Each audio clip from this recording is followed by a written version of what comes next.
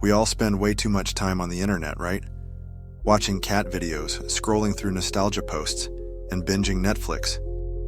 It's the safe, comfy stuff we're used to. But that's just the surface, and it's all kept in check by laws and social norms we all kind of agree on. Go deeper, though, and things get weird. Beneath the surface lies the deep web, and even further down, the dark web. Down there, the usual internet rules don't apply. Cute cats? Hardly any. Instead, you've got sketchy deals and extremist meetups. Netflix, forget it. You'll find stuff that no one wants to admit exists. It's a no-rules zone where anything can happen. And honestly, it's pretty creepy. But some people can't resist exploring. A few brave or maybe just curious souls have gone there and seen unimaginable things. Here are 5 dark web horror stories straight from Reddit.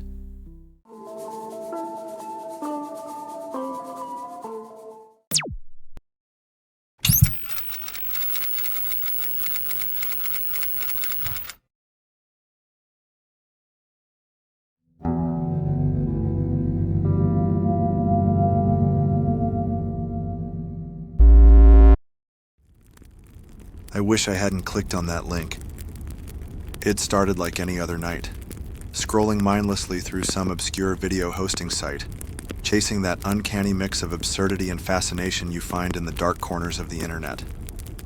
Someone had posted a thread on a niche forum titled, "You won't believe this, dancing lady with a corpse."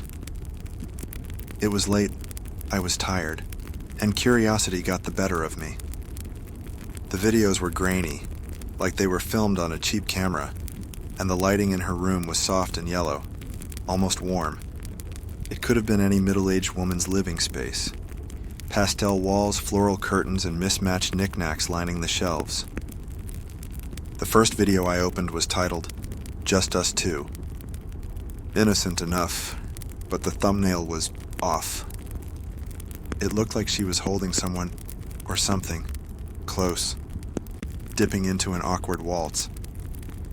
The video started with her standing in front of the camera, smiling. She looked ordinary, thin, with wiry gray hair pulled into a loose bun. Her teeth were uneven, but she had this disarming warmth in her expression, like she genuinely believed she was sharing something beautiful.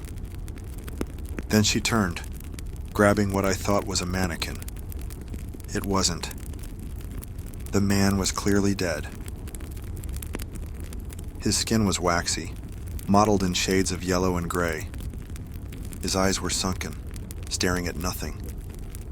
His mouth hung open as though frozen mid-gasp, and his body moved stiffly when she pulled him into a slow dance. I could see the decay.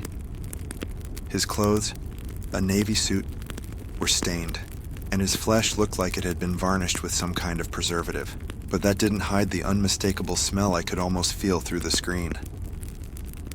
She swayed with him, cradling his rigid hands in hers, the motions oddly tender, and then she began to sing.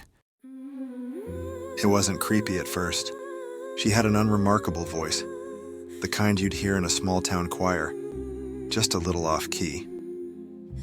She was singing a happy love song from decades ago, something about forever being true, the kind of song someone might have danced to at their wedding in the 1950s. But her joy made it worse. She gazed into his lifeless face like she could see something that wasn't there anymore.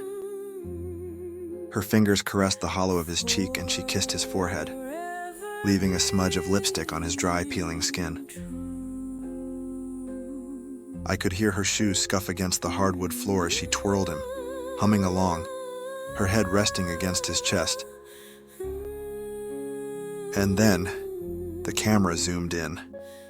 I didn't know if it was intentional or if she had forgotten the camera was on, but the lens focused on the corpse's face.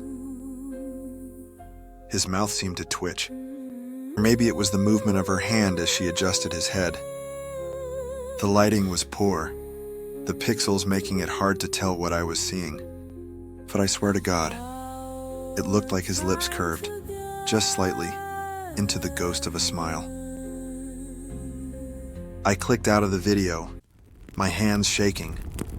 The next video autoplayed. "He's My Forever Love," the title read. This one was shorter, just a minute or so. She wasn't dancing this time. She was sitting on the edge of her bed, brushing the corpse's hair with a cracked antique comb. She whispered to him, her voice low but not inaudible. I leaned closer, turning the volume up. "You'll always be mine, won't you?" she said, her tone gentle but firm. "I took you back from them. They wanted to keep us apart, but I wouldn't let them." Then she looked at the camera. Her expression was unreadable, like she was daring someone, me, to interrupt her fantasy. She didn't blink. Her hand stilled mid-stroke, her knuckles tightening around the comb. And then the video ended abruptly, cutting to black. My curiosity morphed into dread, but I couldn't stop. There were more videos. Dozens of them, stretching back years. Each one darker than the last. In some, the corpse was propped up in bed beside her. In others, she cooked meals for him, singing softly about their time together. The decay worsened with every upload. His skin split in places, revealing dried muscle and bone, but she didn't seem to notice. Or maybe she didn't care. One video, "Don't You Love How He Smiles?" started normally. She was holding his hand, smiling at the camera. Then mid-song, something strange happened. A crackling sound echoed through the room, like dry branches snapping. She froze, her smile fading for the first time.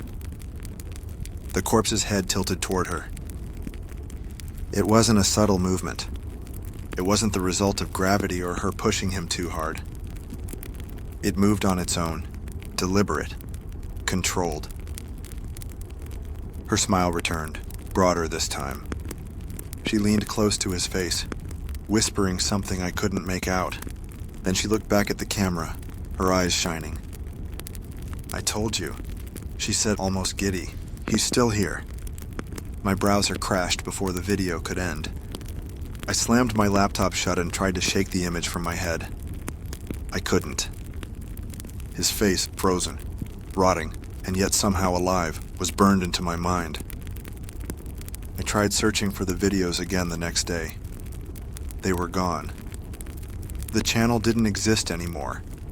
The thread on the forum was deleted, and every trace of her vanished without a trace.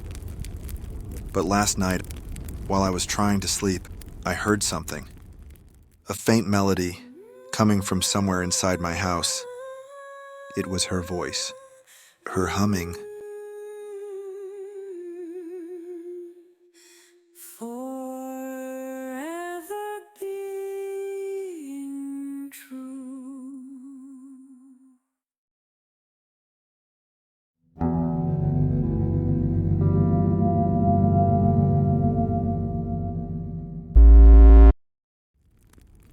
When I was 17, I was obsessed with the internet's underbelly, the hidden parts nobody dared to talk about at school. By then, I had learned about the so-called dark web from a forum. It wasn't just rumors. There were marketplaces, shady vendors, and anonymous interactions happening just beneath the surface. It fascinated me. One summer, I found myself alone at the family's old lakeside cottage. Boredom and curiosity got the better of me, and I did something stupid. Through a convoluted process, I accessed the Silk Road. I told myself it was just for the thrill of it, to explore. But before I knew it, I was clicking through pages of drugs, counterfeit IDs, and other illegal offerings. It felt surreal, like a game. That's when I found the listing. A small packet of high-grade marijuana for a reasonable price. The reviews for the vendor were glowing, filled with comments about their incredible customer service. Against all better judgment, I created an account, loaded some Bitcoin I'd scrounged up from trading online, and placed an order. I used the address of the family cottage, thinking it would keep everything separate from my everyday life. The vendor messaged me directly after I paid. Your package will arrive in 5 to 7 days. Professional, polite, efficient. For some reason, it calmed my nerves. A week passed, nothing came. At first, I thought I'd been scammed. Furious, I logged back in and messaged the vendor. They apologized and promised to resend the package. We'll make it right, they said. Another week, nothing. This went on 3 more times with the vendor resending shipments at no additional cost. Their responses to my increasingly frustrated messages were strangely accommodating. I felt like I was talking to a corporate help desk, not someone trafficking illegal drugs. It wasn't until late August, weeks after I'd given up, that the neighbors stopped by for a chat. They were an older couple who owned the property 2 lots over. I rarely saw them, but this time they seemed unusually keen to talk. The woman, Mrs. Grayson, smiled thinly as she handed me a box wrapped in plain brown paper.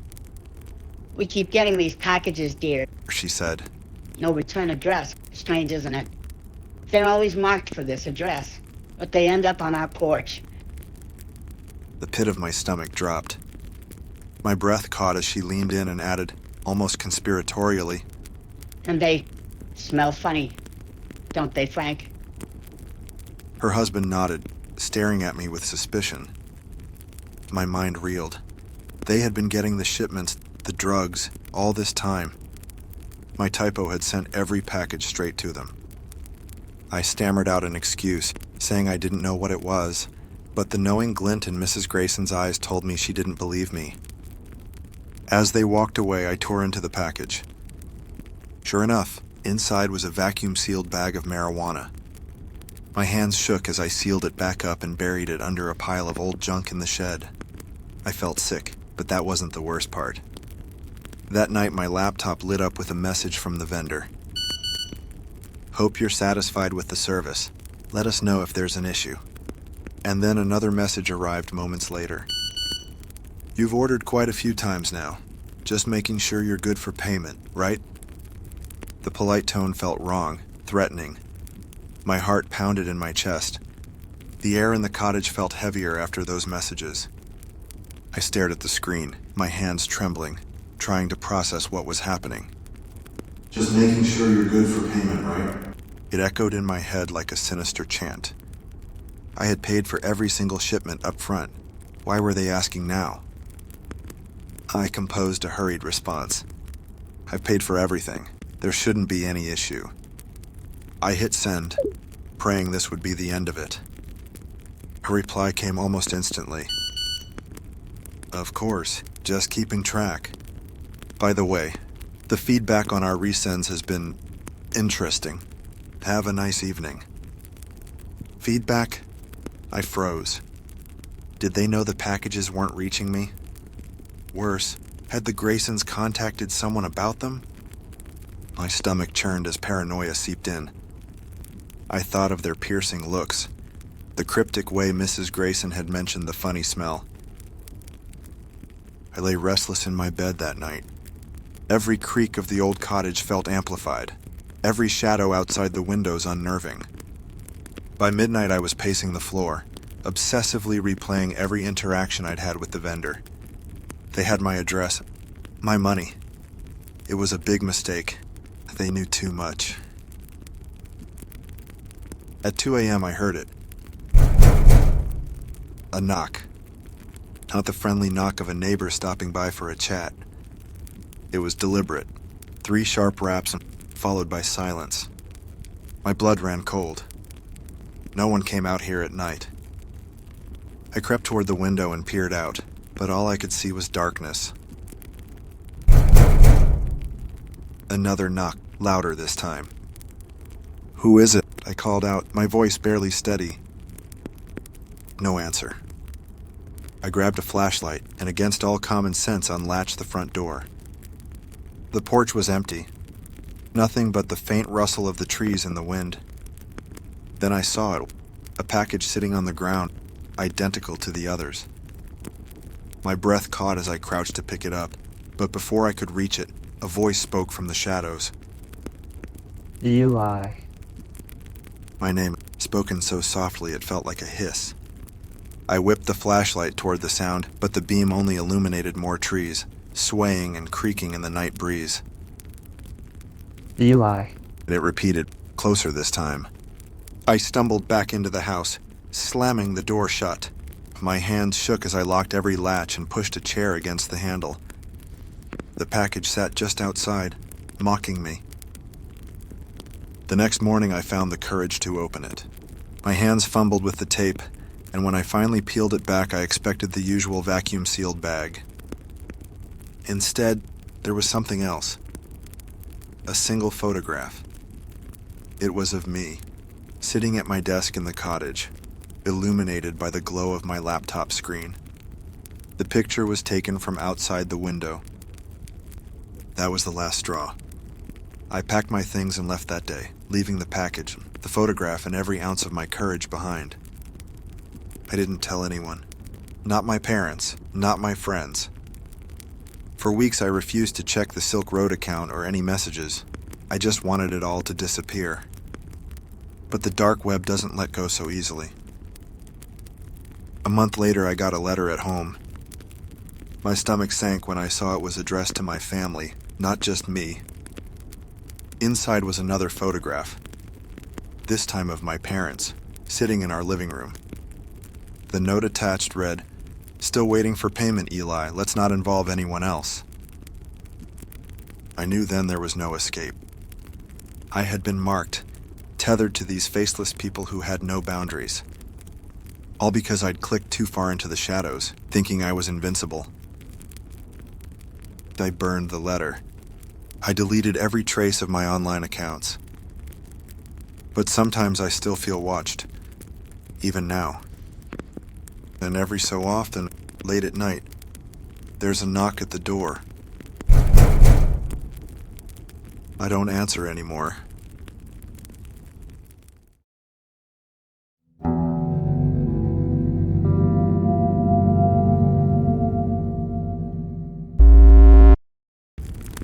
I used to believe that trust was the foundation of love. Now I know it can also be built on carefully constructed lies. Each one laid down like a brick in a wall that eventually traps you. Trust is a weapon, the sharpest kind, the kind that leaves wounds that never quite heal. I met James at a business conference in Seattle. He was charming, successful, and he had this gentle presence that drew people in. The kind of person who remembers your coffee order after hearing it once, who notices when you're having a rough day. When he asked me to dinner, it felt natural, like the beginning of something real. Our relationship was a whirlwind of thoughtful gestures and deep conversations. He'd leave little notes in my purse, random quotes from books we'd discussed, silly jokes that made me smile. When he proposed 4 months later under a sky full of stars, it felt right, and I said yes without hesitation. He had a way about him that made me feel safe. The wedding was beautiful, and our early married life seemed perfect. James worked in international business consulting, which meant frequent travel, but he always made up for his absences.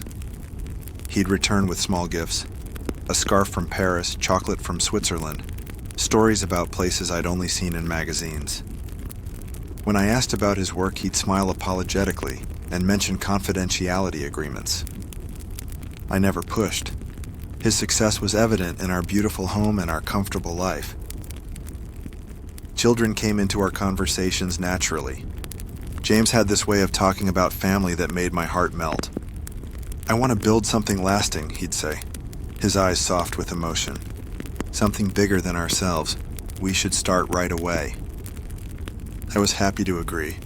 I'd always wanted to be a mother. Our first daughter, Mila, came into our lives like a ray of sunshine. James was over the moon, and for a while everything was perfect. He started working remotely more often, saying he couldn't bear to miss her first steps or words.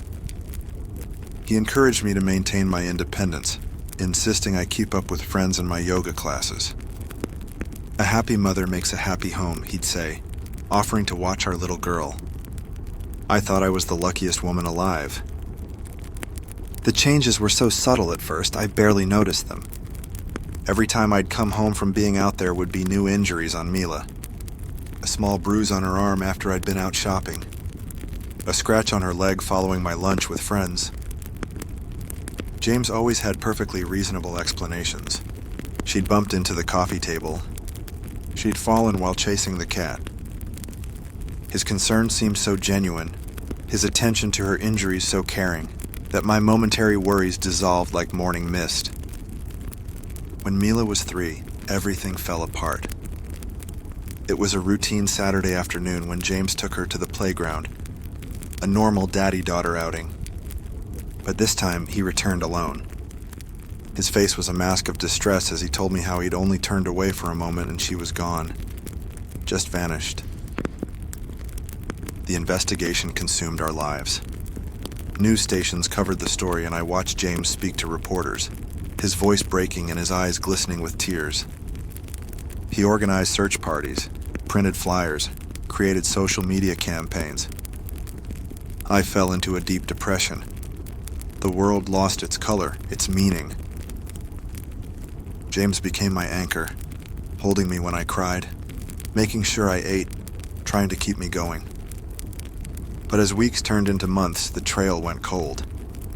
Our daughter had disappeared without a trace. After several months, he suggested we try for another baby. It might help you heal, he said gently, help you find joy again. At first, I couldn't bear the thought. The wound of losing our daughter was still too raw. But my therapist agreed with James, suggesting that focusing on a new life might help me process my grief. Eventually, I agreed. 1 year later, I gave birth to our twins, and it felt like the universe was giving me a second chance at happiness. James was an attentive father, always wanting to be involved in their care. When I suggested hiring a nanny to help with the workload, twins are a handful after all, he strongly opposed the idea. He was wrapped in concern about stranger danger and the importance of family bonds. It made sense, especially after what had happened. 3 years passed in a blur of birthday parties, first words, and milestone moments. But then the same pattern started emerging.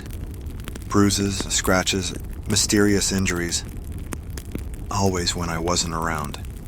Always with the same kinds of explanations from James. One day something happened that made my blood run cold. I was telling the twins that Daddy would watch them while I met my sister later. One of them started trembling, and in their limited vocabulary, managed to say 2 words that shattered my world. Daddy mean.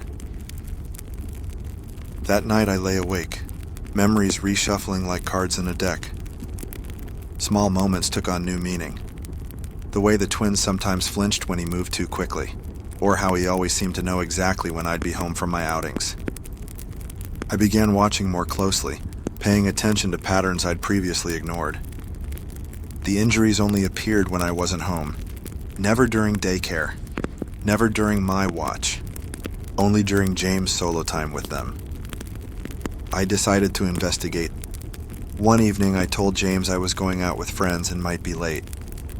"No problem, darling," he said with that smile I used to find so reassuring. "I'll take care of everything." Instead of leaving, I parked my car a block away and walked back to our house. Hidden behind the bushes in our backyard, I could see through the living room window. For an hour, everything seemed normal. James was at his computer while the twins played with their toys. Then the doorbell rang. A man I'd never seen before entered our house. The man looked ordinary, the kind of person you'd pass on the street without a second glance. He handed James a thick envelope that disappeared quickly into James' pocket. Then my husband took our twins upstairs with this stranger. My heart pounded so hard I thought it might burst. Every instinct screamed at me to run inside. But something deeper held me back, whispering that I needed to understand the full truth, so I forced myself to stay hidden. 30 minutes later, the man left.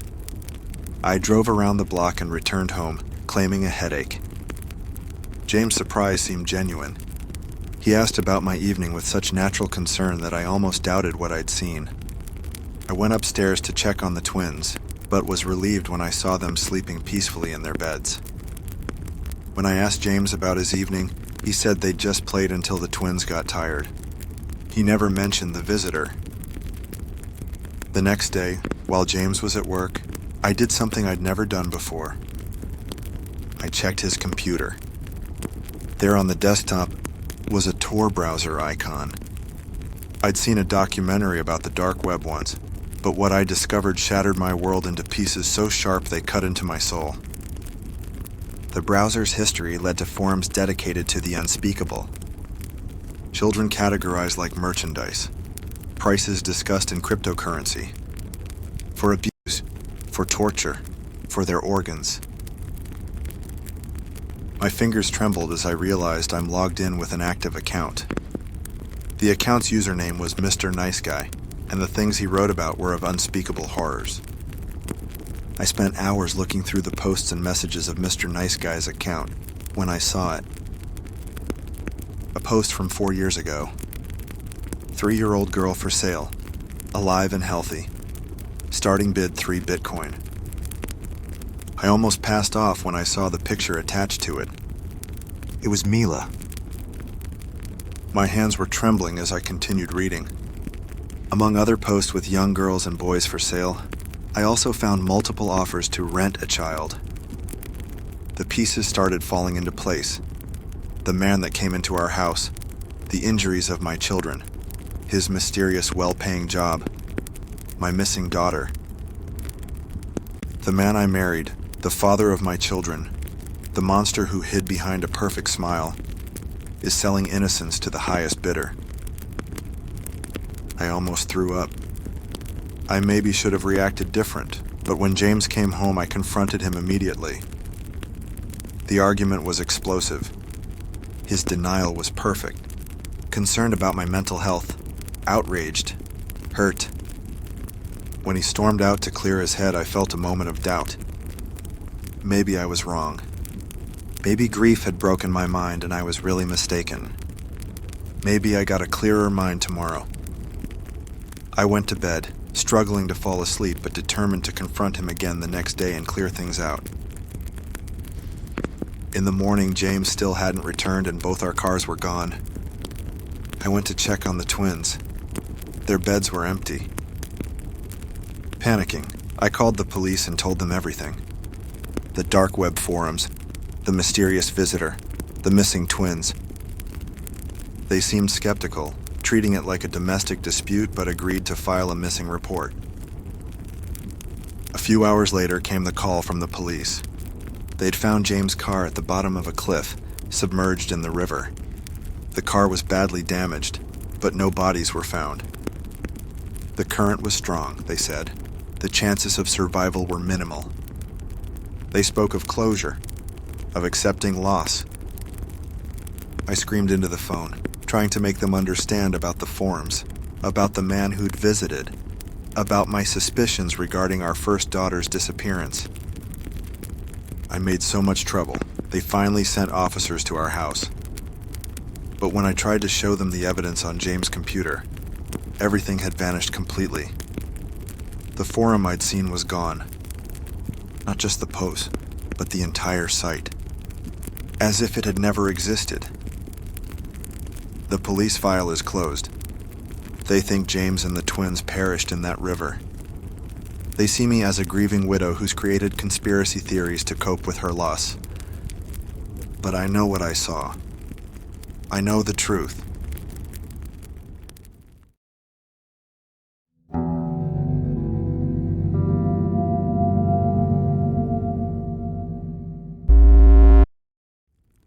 I remember the exact moment I read that. It was one of those late-night doom scroll sessions where sleep felt like an alien concept, and every shadow in my room seemed to have its own weight. Found a webcam feed, coming from my webcam. The words sat in my brain like a splinter, a subtle but sharp discomfort. That single sentence haunted me more than most ghost stories I'd ever heard. At first I brushed it off as some creepypasta-esque exaggeration, the kind of thing people throw onto forums for a jolt of cheap adrenaline. But the idea lingered, and as much as I hate to admit it, I've always been curious. morbidly curious. What would it feel like to dive into the unknown? It wasn't long before I found myself opening my laptop and fumbling through the usual hoops to access the deep web. I wasn't stupid about it. I had a VPN and read through all the tutorials on staying anonymous. My goal wasn't anything illegal. I just wanted to dip my toes into the abyss and pull back before it swallowed me whole. I stuck to the relatively safe parts of the deep web. Old forums, strange chat rooms, even an underground library with out-of-print horror novels.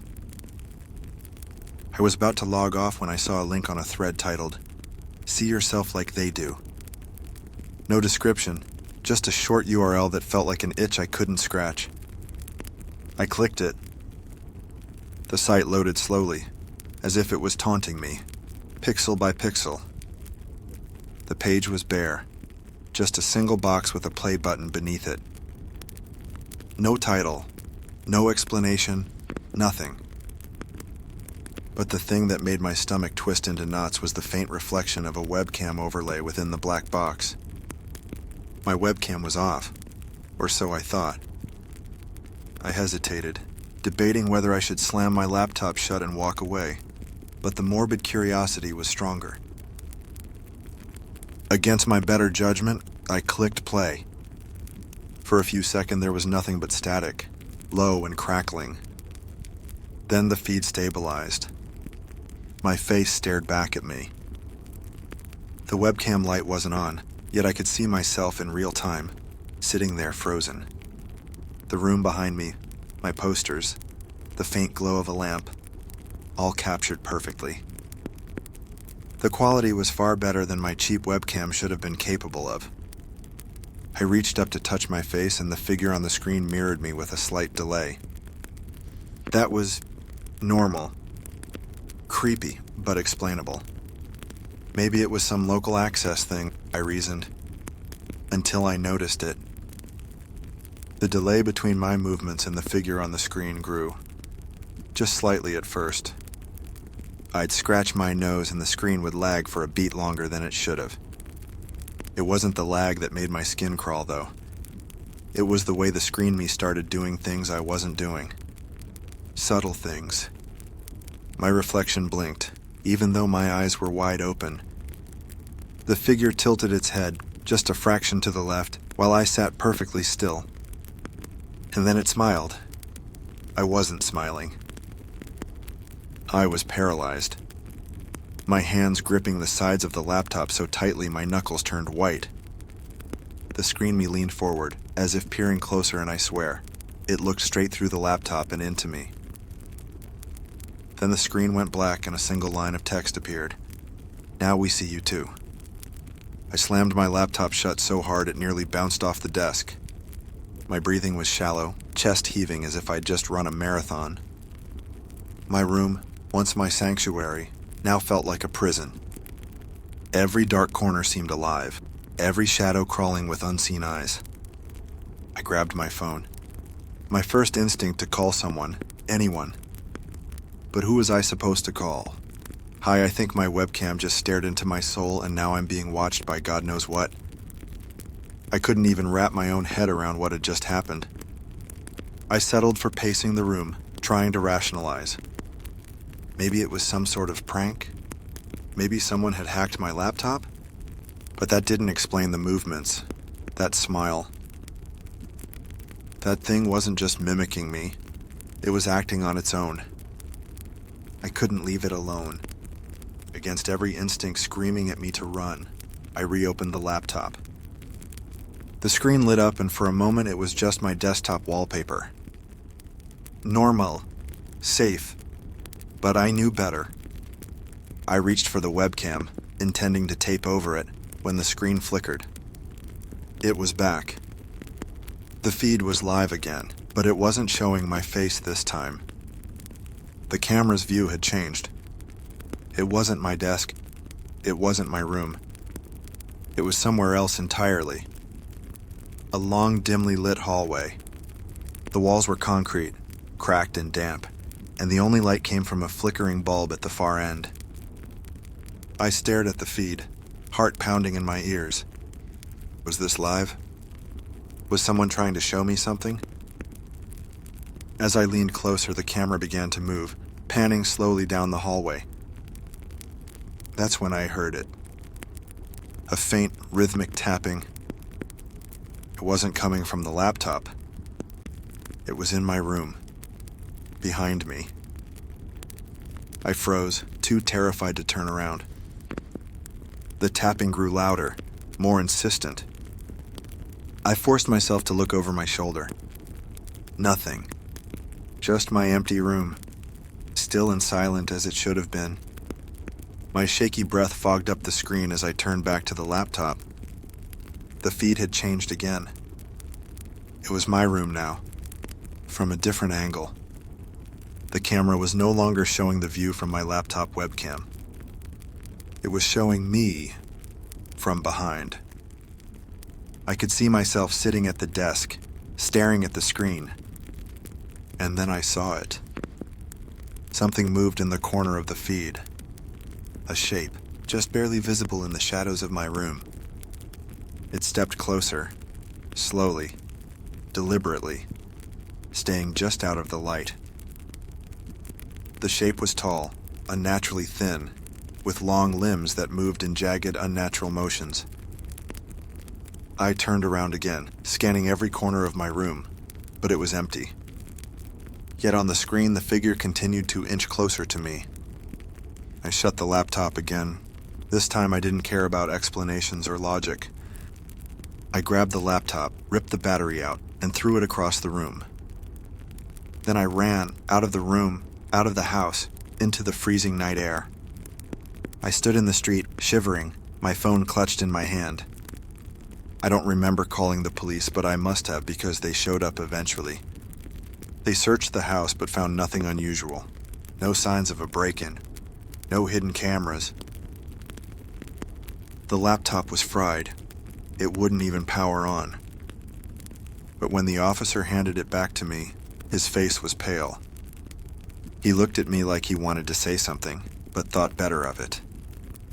Instead, he slid the laptop into a bag and muttered, Probably a hacker. Be more careful online. I didn't sleep that night, or the next.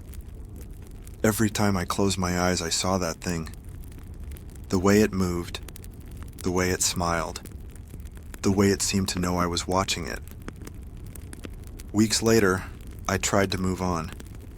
Got a new laptop, taped over the webcam immediately, and vowed never to touch the deep web again.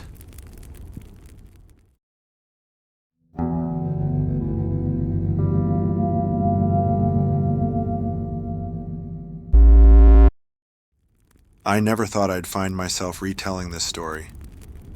Even now, it feels like something out of a nightmare, but I promise you, it's all real. It started late one night when I was scrolling through forums dedicated to obscure art. It was one of those aimless evenings where you click link after link until you've fallen down a rabbit hole so deep, you forget where you started. A thread caught my eye. Disturbing art by anonymous creator. The comments were a mix of fascination and revulsion. Someone shared a link, saying it was not for the faint of heart. Of course, curiosity got the better of me. I clicked. The site was simple, no flashy graphics or animations, just a plain black background with red text. A header read, My Creations. Below, thumbnails of drawings stretched endlessly. At first glance, they looked like amateur sketches, crude and simple. But as I clicked on the first image, I realized there was something deeply wrong. It was a drawing of a person tied to a chair. Their face was twisted in agony, and though the style was rudimentary, the details were grotesque. Splashes of red pencil, jagged lines for wounds, and what looked like text scrawled in the margins. I squinted, trying to make out the writing. It wasn't coherent, more like rambling phrases and fragmented sentences. Phrases like, "It's better when they scream. I collect because they're mine forever." I should have stopped there, but the next image was even worse. This one was more lifelike, almost photographic in detail. It depicted a body lying on the ground, limbs contorted unnaturally. The attention to decay was too vivid, as if the artist had studied it closely. Beneath the image there was a caption, "Dancer. She fought so beautifully." The further I scrolled, the darker it became. The drawings grew more intricate, depicting scenes of unimaginable cruelty. And then I saw the section labeled, "My Favorites." It had a password box. I thought, no way I'll ever guess it. But out of curiosity, I tried the site's title, My Creations. The page unlocked. What loaded wasn't just drawings anymore. It was photos. Real photos. The first one showed a hand, a severed hand, on what looked like a wooden desk. The skin was pale and bloated, as if it had been submerged in water. Another photo showed a set of teeth arranged in a spiral on a black cloth. But it wasn't until the third image that my stomach turned. There was a shelf in the photo. It held glass jars, and inside each jar was something unrecognizable at first. I leaned closer to my screen. Then I realized they were human remains. Skulls, brains, fragments of flesh. Things I can't even describe.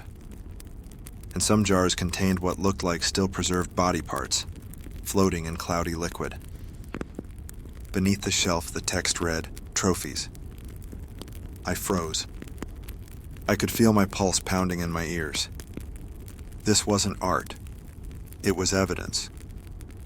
The realization hit me like a freight train. I was looking at the personal gallery of a serial killer. And then, the final image loaded. It was a self-portrait. The killer's face stared back at me. Not drawn. It was a photograph of him.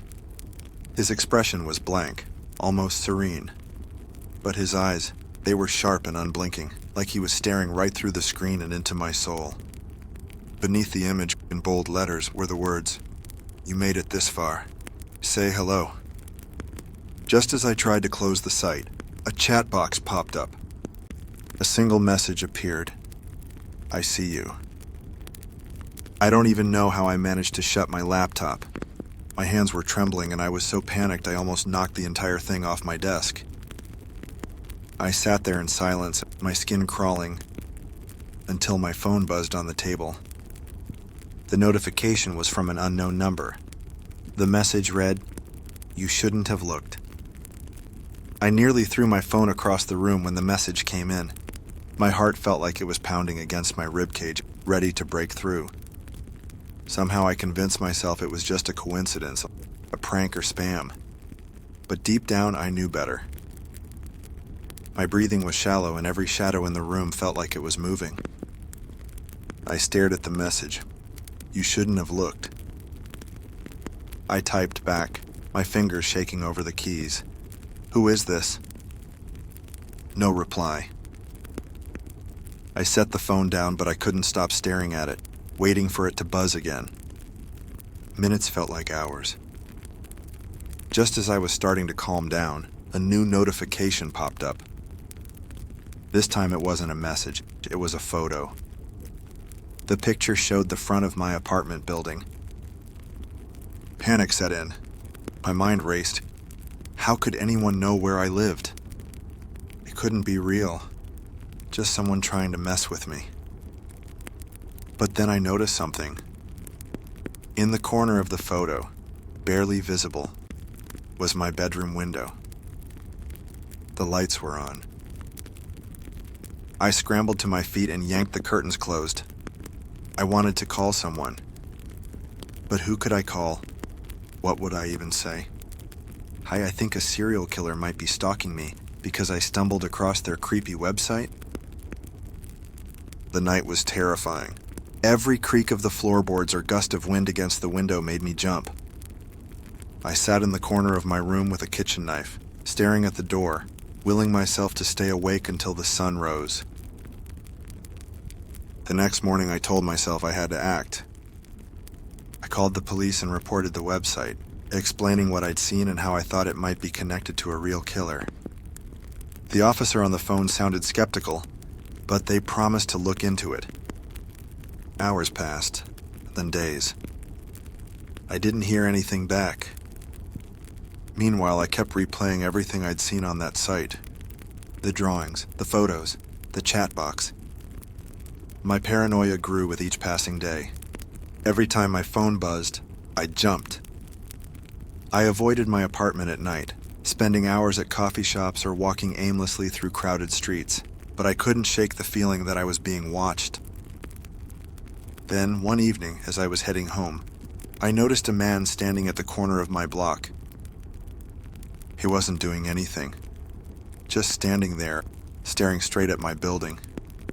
He was wearing a dark hoodie and his face was shadowed, but there was something about the way he stood, so still and deliberate, that made my skin crawl. I didn't go home that night. Instead, I checked into a cheap motel across town and spent the night curled up in a ball, too terrified to sleep. The breaking point came a week later. I woke up to the sound of my phone vibrating on the nightstand. Groggily, I reached for it, expecting another spam email or notification.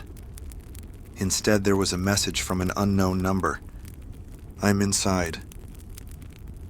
My blood turned to ice. I bolted upright, my eyes darting around the room. The door was locked and the window was shut, but the message sent me spiraling into a panic. My hand gripped the knife I'd taken to keeping under my pillow, and I slowly slid out of bed. Every shadow in the room felt alive, every corner a potential hiding place. Then I noticed it, the closet door. It was open just a crack, wide enough for someone to watch me. I could feel my pulse hammering in my throat as I stepped closer. I reached out with my free hand and yanked the door open. Empty. I let out a shaky breath, relief flooding over me for a split second before I noticed something else. Taped to the inside of the closet door was a photo. A photo of me, asleep in bed. I screamed, stumbling back and dropping the knife. The realization hit me like a punch in the gut. Whoever this was, they had been inside the room while I was sleeping. My phone buzzed again. Another message. "Nice to finally meet you.